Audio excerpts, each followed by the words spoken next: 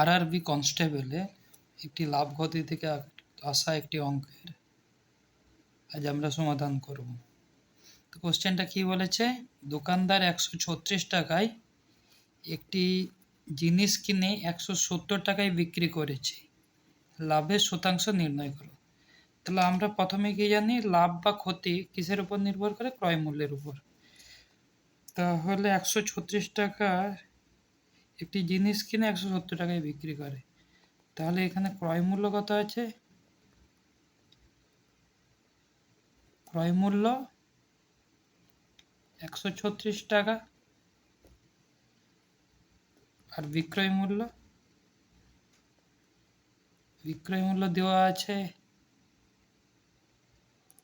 170 টাকা।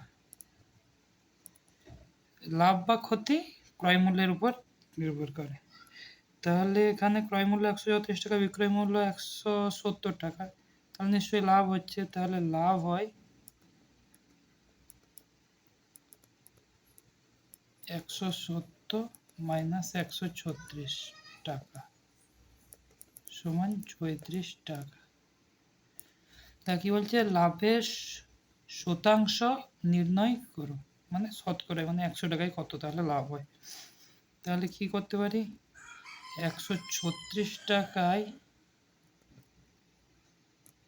লাভ হয় 34 টাকা, 1 টাকায় লাভ হয় কত হচ্ছে, তাহলে 34/136 টাকা, তাই না?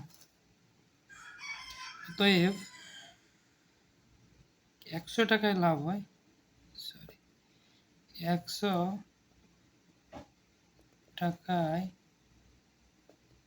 লাভ হয়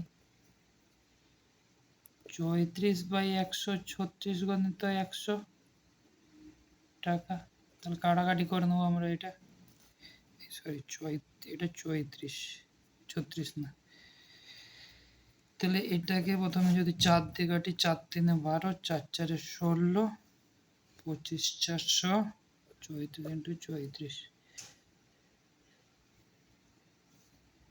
তাহলে কি বলেছে, লাভের শতাংশ নির্ণয় করা। তাহলে